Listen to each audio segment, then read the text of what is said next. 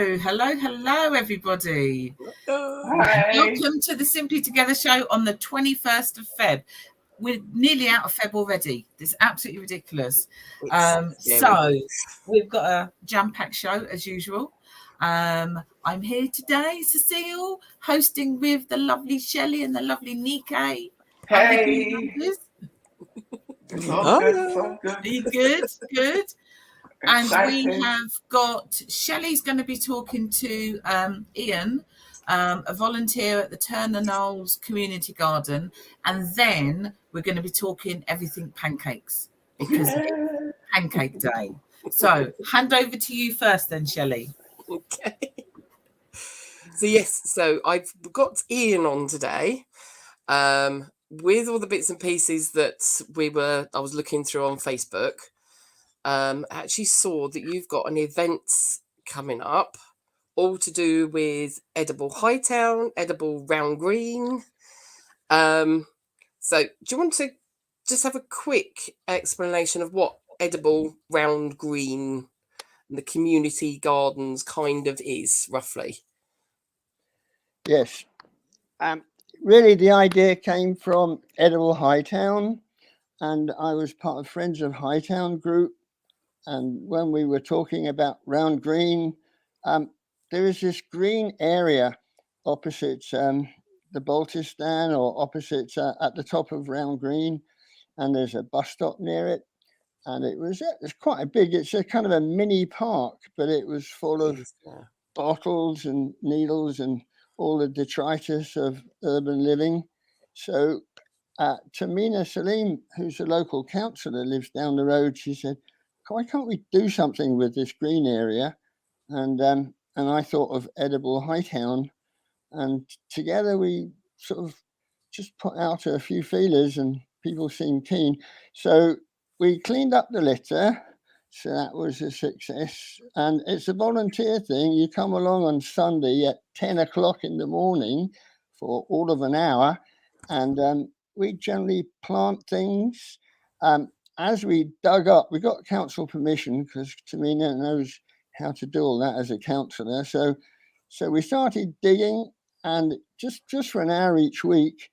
And a couple of years ago, 2 or 3 years ago, we began, and we found that there was a lot of strange ground. Lots of granite chippings had been dumped there from some road building. So Tamina got the idea, well, we can't plant anything on there. Let's just sow wildflowers. So that was a great success. The wildflowers took off, and of course they sow themselves every year. Not so much for us to do. And but they look fantastic and they last a long time. So that's all of it. Goes down Turner's Road South. So that bit, as you go around there, a lot of people have noticed the flowers anyway. And so people come and we work there. There's usually, we have about 4 or 5 volunteers. So Raymond, hi, he popped around. He's delivering food to people in the West Indian community around Round Green. So he does that regularly from Marks and Spencer's. But he joins our group. We've got Brenda and Moira and Tamina and myself, and then anyone else that joins. And we've had a donation recently from Sainsbury's. So thank you to Sainsbury's and the people that work there. They had a lot of bulbs, you see, bulbs that need planting, which we plan to do. Yeah, which we plan to do on Sunday, which is part of the reason for me being here, I think. So planting bulbs this Sunday, we've got all kinds of daffodils and tulips and, I don't know, great boxes of bulbs that were delivered. So to Tamina Salim's house down the road, 10 o'clock on Sunday morning at Turner's Knoll. You can park up there usually, so especially on a Sunday. So you'll see us there because that's the open green area, and it's called Turner's Knoll. Now, not many people know this has a name. No, they don't. No. But I'm just a volunteer. I just do what I'm told, and when I'm asked for my opinion, I often come up with one. So, see, I used to go to church. What was the church that's opposite Turner's Knoll? Oh yes, I know. Yes, the Methodist church. So the Round Green Methodist Church. Yeah. So I remember growing up that was always well looked after. They always had rose gardens, that Oh, lovely. thing Yeah. that was then in there, and it is quite a big bit of grass. So Yeah. people that used to get married used to go across the road, and you'd have your pictures taken with the roses and things. Oh, lovely. Yeah, But well, we want to do more of that, or maybe they can get their pictures taken with the wildflowers, you know, in springtime. Good time to get married, I suppose. yeah, Not exactly now, but wait a bit. Yeah, and we could do that again. You know, yeah. we get So a lot of history from local people telling us, oh, it used to be a community shelter during the Second World War. That's why the mound is that. yeah, And then, so that's buried now, and we don't know the way in, but I guess it's there because there's a yeah. The big mound mound in is the middle. the mound is still there. For Round Green, I mean, it always used to be that the tram line would come up Oh, yes. Hightown, Yeah. and be Turn at the around at end of Round Green. Yeah. Round Green, yeah, which is why that it needed a shelter there. Yes. But I don't think I've ever seen any where the door or I suppose Well, you'd have a door, but yeah, where the entrance would be. But it is still a yeah. mound that's there. There's a map in the council of what was there, and it seems to show that the entrance was more down on the further away from Turner's Road. Yeah. Mm-hmm. So yeah. So the connection. I have been going to Hightown Methodist Church for a long time, Right. and now I'm going to St Christopher's. So with both of those, you know, so the Hightown Methodist link is that's where they held the Friends of Hightown meetings. So that's Right. why I just happened to be there. And then I didn't live in Hightown at that time, but now I've been redesigned or reassignated as from the next elections back into Hightown Ward with all the changes of boundaries we've got here. Oh yes. Yeah, Yeah. so people on my side of Stockingstone Road, the Hightown side, are all back in Hightown. They don't know it yet, most of them, but we are. So there's a lot of questions. I'm not even sure if Tamina's going to be our new councillor because no one's decided yet as to who goes to where and what the boundaries are. And yet these elections are, 2nd of May, or something like that. Quite amazing, Well, isn't that it? is strange, yeah, because I grew up in what is classed as Tin Town. Oh, For yes. anyone that knows Luton. We're not supposed to say Tin Town, the Yeah. council. You don't, because there's a couple of them, there are people who bought them and it's still tin. But yes, I was born right on the, sort of, when my house was right on the very end. Right, So I could say I'm Stopsley, but if right. I went over the bridge that was opposite my house, I would then be in Round Green. Yes. So it was always a place that you would then kind of, Yeah. So it's different. it's funny. It's like being in no man's land, isn't it? So, I mean, that's the origin of Luton. It was no man's land between Saxons and Danelaw. Apparently, that meant that nobody lived here for a long time back 1,000 years ago. So, Yeah. and I Round suppose, Green, I thought it was no man's land between Hightown and the rest of Luton. and then Stopsley, because Stopsley then being a village. And I Yeah. suppose that's where you would have these little garden places between town centre and Stopsley, Yeah. because there would have been no houses on these bits of land. Yeah. Well, it's a So knoll. there's quite a lot. Yeah. There's So the quite a lot knoll that's out means there. like hillock, isn't it? There are a few Yeah. knolls around there. So it's pretty, although they are planning to build some housing, I believe, now on a newly sold building, which is at the end of that Turner's Knoll. But it'd be a steep thing. Plus, some of the locals tell me it used to be a prehistoric burial site. So rather than what it turns out to be a Second World War community shelter.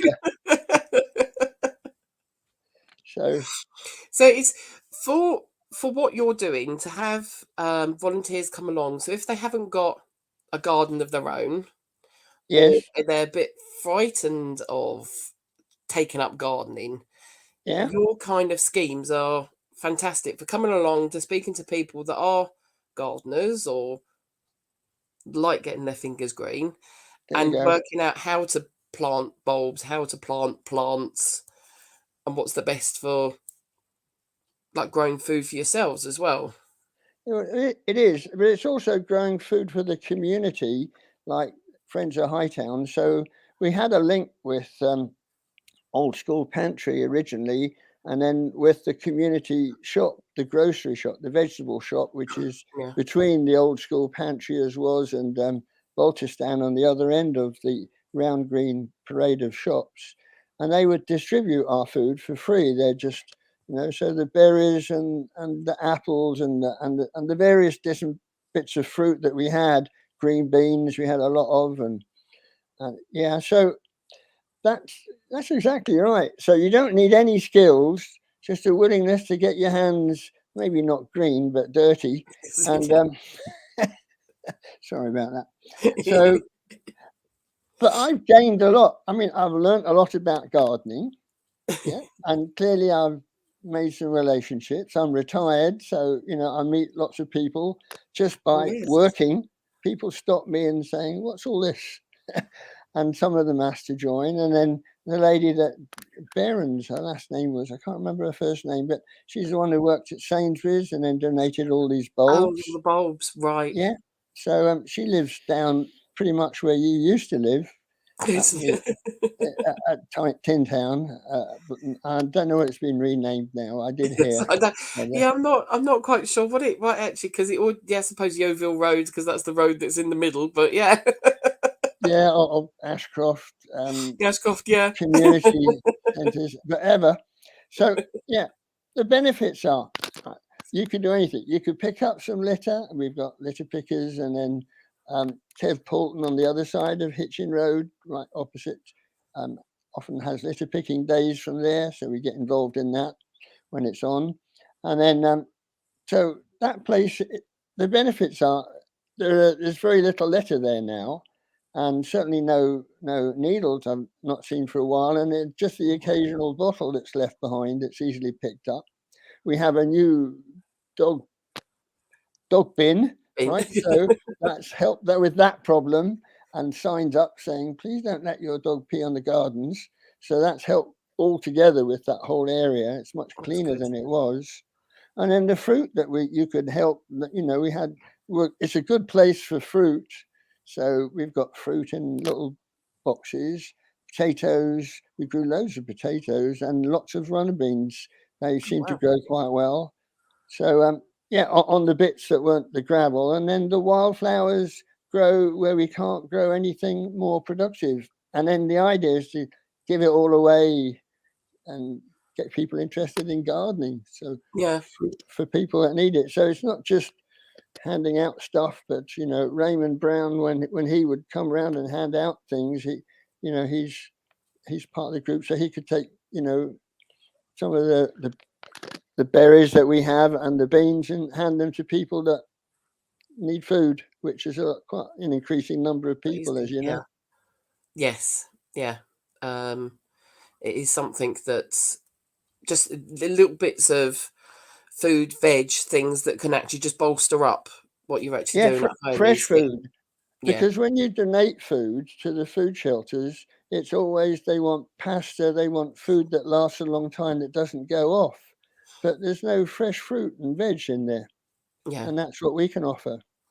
And plus it makes green. Plus, we tried to start up a new one at Haywood Drive, which we just about did, although the council cut it down a couple of times. But the flowers came up in October. Couldn't believe it. And they look really nice for a while. So I imagine they'll come up again this year. And then there's other green spaces all around Round Green that people could, if we had large enough people, we could have little groups. So Friends of Hightown, they've got 5 little community gardens now, not just what they began with, the original one in Edward Street, and they've moved on. So now all over. So we could do the same. Down Stockingstone Road, there's a lot of green grass. Down the hill, yes. Yeah. And right now its current use is for people to leave, people think they can throw rubbish anywhere. So, but if there's no rubbish there, I think they're less likely to think, oh, I can throw my can here. Maybe they'll hang on to it and wait till they get to the bin at the top of the road. So, yeah. So planting wise, is it best like now we're starting to do the spring, so the frosts are now pretty much done, aren't they? So this is going to be the last cold week this week, I imagine. Should be a bit colder, maybe a frost at the end of this week, but just one, not too bad. But the ground is soft because we had this warm, unseasonable weather this week. Yeah. So I've seen in Tea Green in the woods there, I've seen that all the bluebell shoots are coming up already in February. So that's that's quite early. I mean, I've seen the snowdrops around and the crocuses are coming up, and in the park. Yeah, and just seeing that like the very tips of the daffodils. Yep. So that's normally March, but yes, normally it is a little bit later for the bluebells. So it's not too late to plant all these bulbs because they'll come up a little bit later. So two or 3 weeks later than if they had been planted in the autumn. So planting on Sunday at 10 at Turner's Knoll, which is by Turner's Road South, as you turn off Hitchin Road and go to Turner's Road South again as you turn left.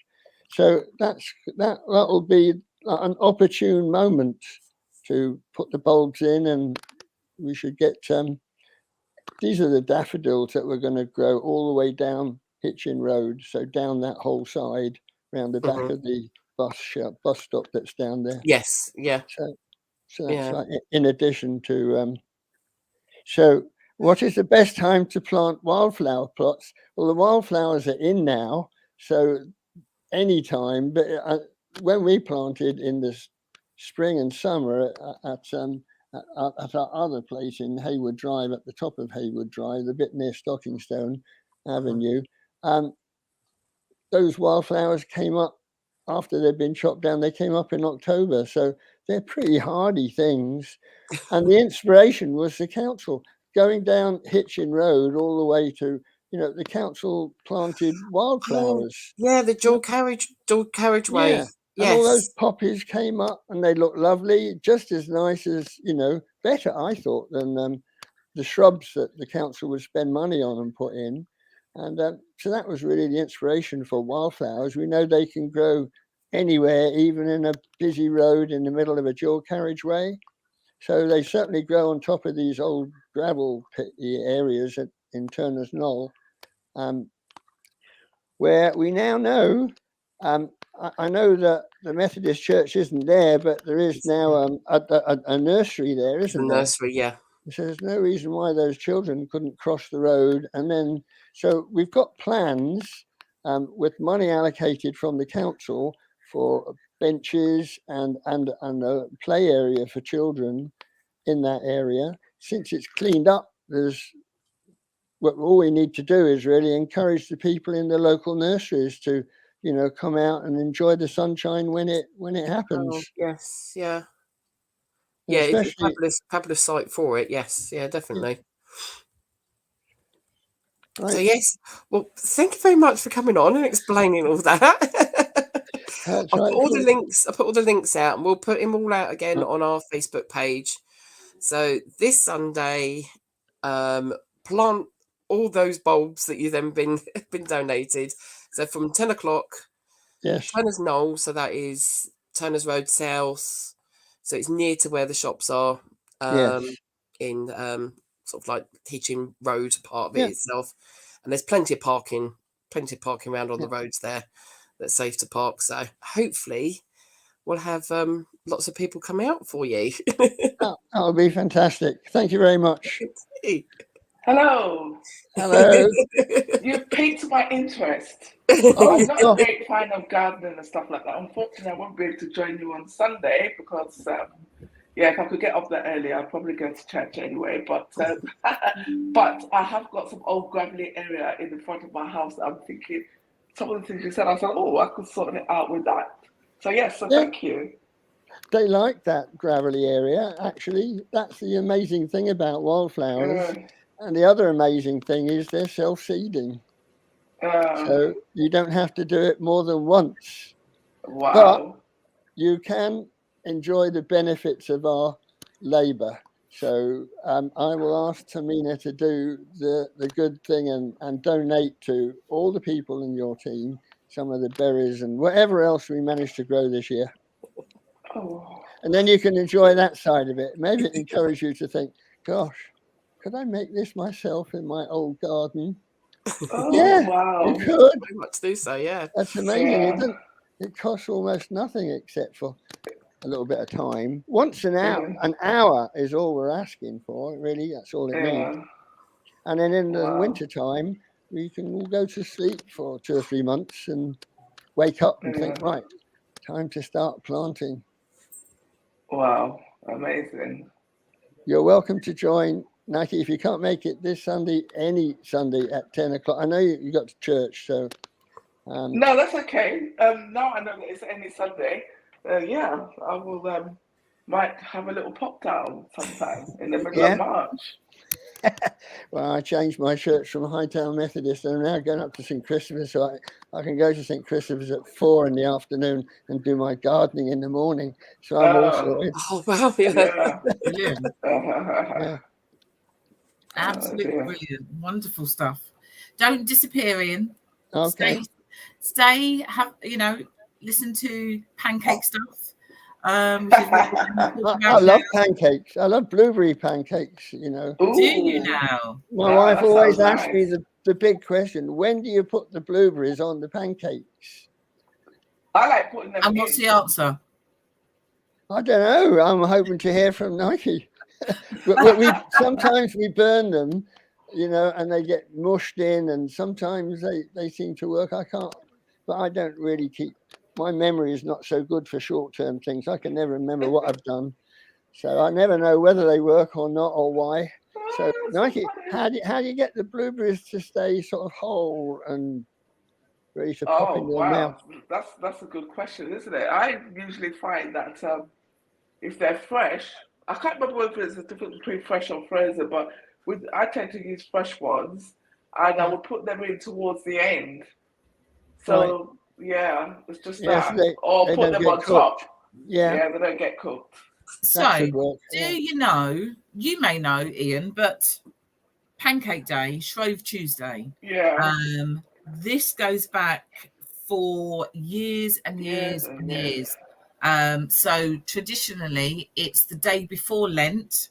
So Ash Wednesday is the start of Lent, and the premise behind it was that you then are giving things up for Lent, aren't you? So within household, it was about using up sugar and things like that and giving that up for Lent. So people made pancakes. Yeah. I'm not giving up anything for Lent. I would just make the pancakes anyway, Yeah. So I think some of that maybe over the years has been lost along the way. Do you think, Shelley? Possibly. But it was very much, that was what it was based around. Yeah, it was more to do with the fasting though, because I think a lot of people forget that as a Christian, that we do have Lent and it is a period of fasting. So the idea of giving up, so obviously if you're fasting, you're giving up food, isn't it? So yeah, I'm presuming that they would have eaten at sundown or at some point. It's not that different from Ramadan in that sense. And but I get the feeling from things that I've read is that even the food that you use to break your fast had to be very plain and simple. Yeah. Hence why what you said is that you get to get rid of all your rich foods like the eggs, the flour, the butter, and the stuff like that. Yeah. And they're giving up on something, I suppose, for want of a better phrase. No offense intended anybody, but it's just a watered down version of it.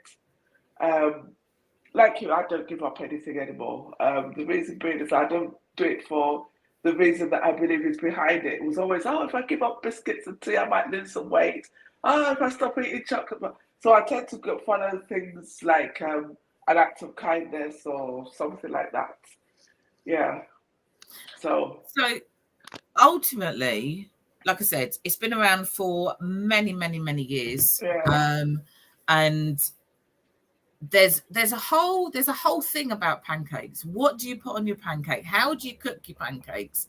Shelley and I were talking about this beforehand. Is the first pancake, does that first pancake always go wrong? So you then Mine does. that one. Mine does. Yeah.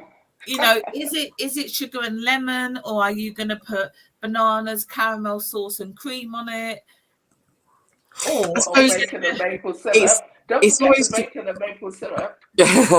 Oh yeah. It is always traditionally sort of like lemon, and I don't know where the lemon thing comes from. I presume it's just to cut through the fat. But my husband will always use dark brown sugar, soft dark brown sugar, and lemon, and not a white sugar. That sounds so nice. I might try that. Okay. So that's a bit different. Okay. Yeah. See, we don't have pancakes just on Pancake Day. You know, we have pancakes throughout the year. And there have been times where there's been no lemon in the house, no lemons or no lemon squeezy, jiffy, whatever you want to call it. And I've then squeezed oranges on the juice of an orange on them. That tastes nice as well. See, that's a traditional crepe, orange. Yeah, I was going to say, that sounds like crepe. That's orange liqueur. Yeah. Okay, so maybe I'm having crepes then some days. Having crepes. So, you could, because that's what, don't they... if you add some brandy. Flambe. Yeah. Yeah, you add some brandy and yeah, that's it. See, I should know. We've got a young French girl working here. She's been teaching us French. So the actual correct for that is crepe. It's crepe, not crepe. Correct. That's absolute crepe. Yeah. So Shelley said to me before we started that in her mix, she puts some oil in that, a tablespoon of oil, before she leaves it to sit for 30 minutes. What does and that you mean, have Shell? to let it sit. Yeah, that's my bad. I never let it sit. And You then let your batter sit. So yeah, for Yorkshire puddings or pancakes, you let the batter sit, because then the flour will actually take in all those liquids and stuff more. Oh, right. And it actually then develops more. But what does the oil do? I've seen that before, actually, to be fair, on YouTube, I think, or TikTok, they're putting the oil in, but I never know why. Yeah, so the oil is then in the batter. So when it goes into the pan, you're not putting so much oil in the pan. Oh, I see. Yeah, so it's then cooking that way. Oh, but it does explain. Yeah, it does explain why Yorkshire puddings are so difficult to make, because I've never heard of that with Yorkshire puddings, but I have heard of that with pancakes, like putting a tablespoonful of oil in it, or olive oil if you can. Of course, my Scottish mother used to make the lemon and the sugar, so that was hers. My American wife likes to have bacon on top of her pancakes along with maple syrup. So and then the bacon is sort of fried crispy, streaky bacon it has to be. So then you crumble all that up on top of the pancakes, and it's sort of savory and sweet at the same time. So what's the difference then? So in my head, the pancakes that I have for Pancake Day, for example, are the mixture that you use, fry them in a frying pan, lemon and sugar. The little round pancakes are what I would have with bacon, strawberries, maple syrup. So what's the difference? What do you mean, the recipe-wise? Used to call them Scotch pancakes, didn't they?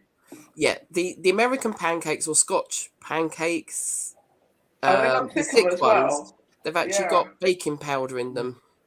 So it's got more egg in it, and it's got more baking powder. So it's almost like drop scone, sometimes they get called.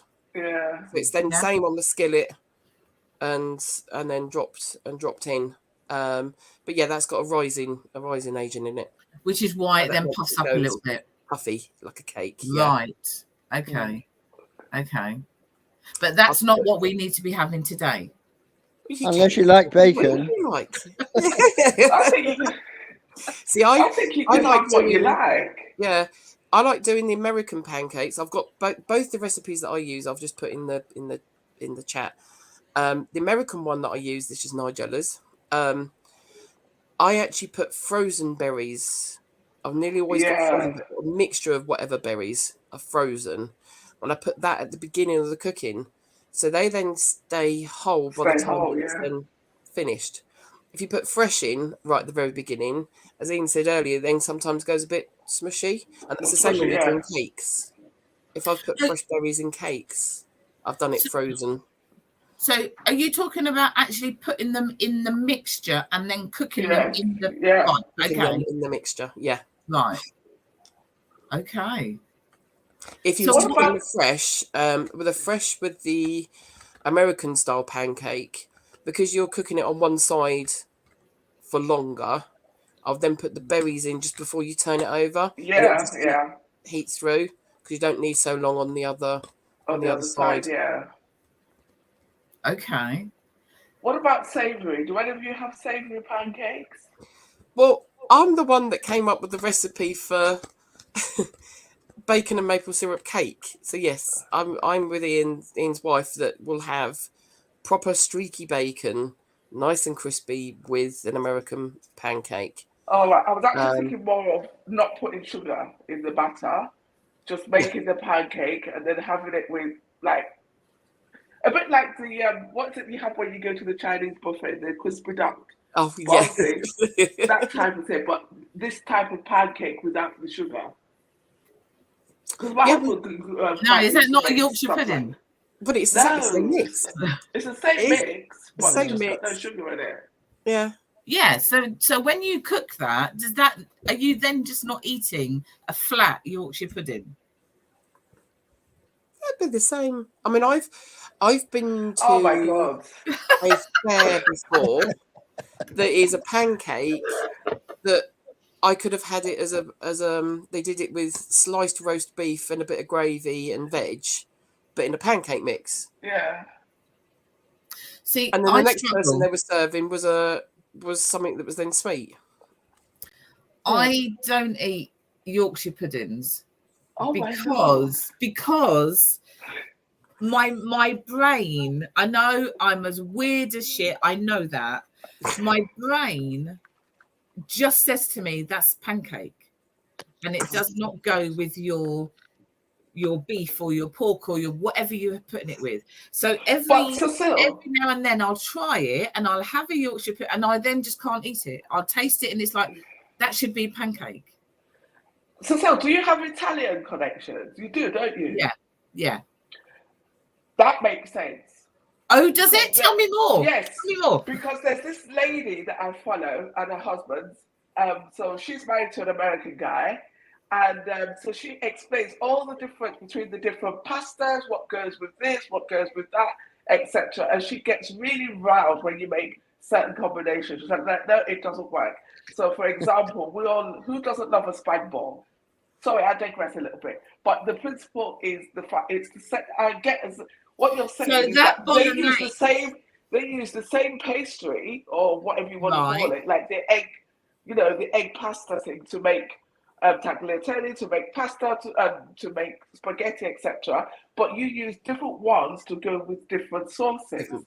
Yeah. And that is exactly what you're saying. Oh my God! You could. I'm not weird then. You're not weird. Okay. It's your Italian blood. See, in our house, because we're an older family, there would be a time where the Yorkshire pudding, because you'd always make one big one, the Yorkshire pudding, if there was anything left over, you let it go cold, and then you put jam on it later. Yes, I know. People do that. That was a normal thing. I didn't realise that wasn't a normal thing until I go around to someone else's house and they said, well, we'll just leave it on the side and then put jam on it later. And I'm like, ugh. Yeah, I do struggle. And I don't make Yorkshire puddings very often. And when I do make them, my kids love Yorkshire pudding. And I will always try and eat it with whatever roast we're having. And I just struggle. Because in my head, that just needs to be flat, sugar. So I get that. I can 100% get it. That's a different taste, yeah. And it's just really bizarre. It's really So bizarre. you can stop thinking of yourself as weird now, because it is the case that different things do go with different people, and people do associate them. I mean, I've learned to dissociate everything, so I'll have anything with anything as it takes my fancy. You know, So what are you putting on your pancakes today, Shelley? Today, I'm good. Oh, sorry. Or Nike, go on, whichever. I was going to do a combination, actually. I was going to do half and half. I was going to have half and half. Yeah. So hear me out. Go on. You wouldn't like this, so I was going to have the savoury one, because I've got some chicken, and I thought, I could make it like a savoury pancake and have it like a wrap with some salad and stuff like that. And then the other half, I'm just going to have it with lemon and sugar, or I might just have it with maple syrup and lemon. So I don't know. I'll see how I see what takes my fancy. But yeah, I'm looking at something like that. I do like the idea of having chicken with it. So, you know, after you've made the pancakes, right at the end, throw in some slices of chicken that you pull off, pulled chicken, I suppose. See, but when we start talking about Yorkshire pudding, I go back to my youth when I was 17, and I just added up numbers in a pub when people bought enormous rounds.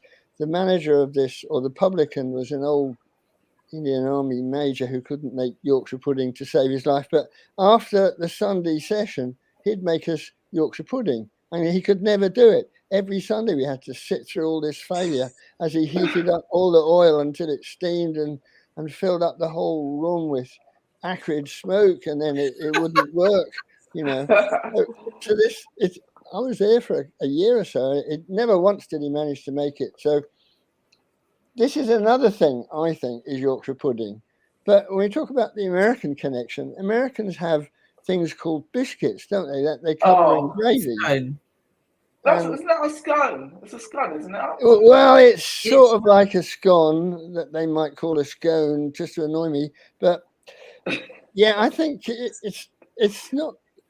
It has to be covered with gravy to be edible. It's like a tasteless scone. Yeah, that's what the American biscuit is. But probably it's good for diabetics, like what we were suggesting, because there's probably no sugar in it. I don't know. Nothing in it. Yeah. So what are you putting on yours, Shelley? Well, Will will have his dark brown sugar and lemon. I've got some apple to go in mine. So still use the same dark brown, soft dark brown sugar, sliced up apple, rolled up. Oh, okay, sounds nice. But why dark brown sugar? Why not light brown sugar? Dark brown seems like molasses. It seems kind of heavy. So it's a dark brown sugar. So it's got that kind of it's the flavour more than anything with the dark brown. The sugary flavour. Yeah. What are you putting on yours, Ian? Are you going to put the bacon and the maple syrup? Yes, that's what I'm putting on. But I'm leaving it. My wife is, diabetes is a problem, so I have to cut down on the sugar. So I don't really have too much sugar. But if you've got enough maple syrup, you don't really need sugar. Just maple syrup. One of our ladies, and I don't even know if this is all at the same time, is going to have jam, banana, chocolate, and strawberries. I'm hoping it's not all at the same time, because that is just not. But the banana and chocolate works together. And chocolate. This is banana split. It is. Possibly. It's a whole full Sunday she's got going on. My friend always used to do banana and peanut butter. Wow, that's a good one. That is a good one. Today, I'm going to go a little bit over the top, because, like I said, I will do sugar and lemon juice. I will do sugar and orange juice. But I've bought some bananas. I've got caramel sauce, and I've got cream. Oh, yes. Yes, I have. Yes, I have. And that is what we are going to have today. I might have the bananas. I don't know if Remy will have the bananas. She might want strawberries. We've got strawberries, but we're not just gonna do the everyday one. We're gonna bump it up, because when I went to Amsterdam a few years ago, I went into one of them waffle places, and I had with pancake with the banana and the caramel sauce and the cream. Oh my God, it was to die for. It was literally to die for. I'm not going to be able to recreate that, but I'm going to have something as close as I can get. But I think we can improve on the Dutch and Belgian squirty cream with clotted cream or extra thick cream. Extra thick cream. Yeah, so it stays as a lump on top of the pancakes for a little while as you eat it. Yeah. Wow. Yeah. Have any of you guys tried, like, for example, I quite often, when I have old plantains or bananas left, I would whip them up with some flour and egg and milk and cook them like pancakes. But obviously, I won't be doing that today. But like I said, I have pancakes anytime. I don't wait for pancake I've had oat pancakes, which have then got banana puree in it. So it's oats and banana, and then eggs and stuff. Yeah, they come out really nice. So I quite like the plantain banana ones, but I'm not very good at making it with the oat flour for some reason. So before we finish, there's tell them about the Olney pancake race, Shelley. So the story goes that where we said earlier on that you kind of, it was Shrove Tuesdays, the time of fasting, the start of, what was it called, Shriven? Hang on. Yeah, Shriven. Yeah. There's a bell that's tolled for to call people to church. So it's the pancake bell. Now in Olney, and I think this is one of the only places that still does this, that the bell was rung and a woman was, I was just trying to see if I can find her name. The bell was rung, a woman was making her pancakes, and, here we go, 1445. She heard the shrieking bell and she was making pancakes, ran to the church, still in her apron and clutching her frying pan. So now the Olney pancake race is now world famous. Competitors have to be local housewives and they must wear an apron and a hat or a scarf, carrying their hot pancake in their frying pan. Oh, wow. So local-ish to us, because Olney's what, Buckinghamshire kind of, isn't it? Yeah. Yes. And the only rule that it is, other than the sort of like you having to be living there, is she must toss it 3 times during the race. And it's complete the course, and it's the first person to arrive at the church to serve her pancake to the bell ringer. Oh, wow. So my best friend, and I'm going to name and shame her now, Claire Ransom. So I'll just say that again, Claire Ransom. She lives in Olney. So I've messaged her to say, is she running in the race? She said, yes, she is, but I know she's lying because she is not out there in an apron running in that race. God. But maybe we need to go and see that. Maybe we need to do a roving reporter one next year up in Olney. That could work. That could work. We should do it in People's Park. We've got in the old Bedford Road, we've got the Olney Hat Factory.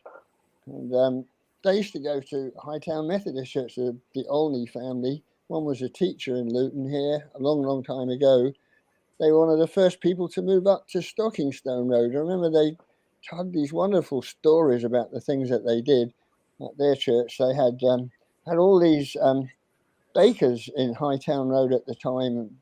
And then I remember him saying before the First World War, if the vicar was preaching for too long, the congregation would start sniffing, like in worry about their burning roasts that were in the local bakers. And so immediately the minister would stop preaching and said, okay, so wow, that's one of his stories. And the other story was that people used to take their grass from Hightown up to Stockingstone Road when they moved, which I thought was really selfish. The whole garden was taken away, but that's what they used to do.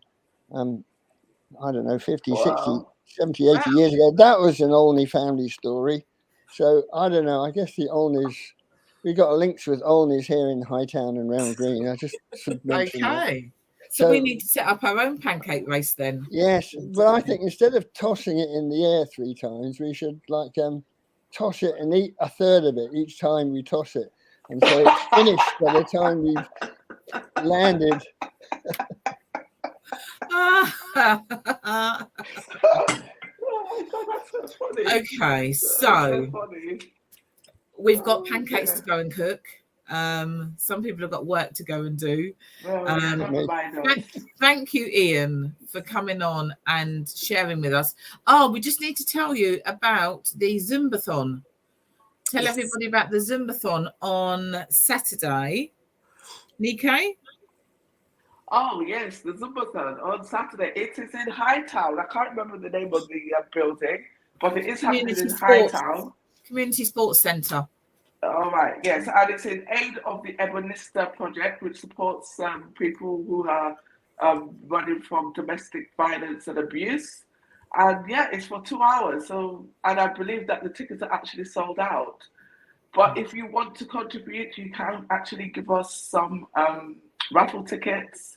I beg your pardon, raffle prizes, or you can just donate to the Ebonista project, which I think we'd all agree is a worthy cause. But yeah, and it's going to be fun. They've got 8 Zumba instructors.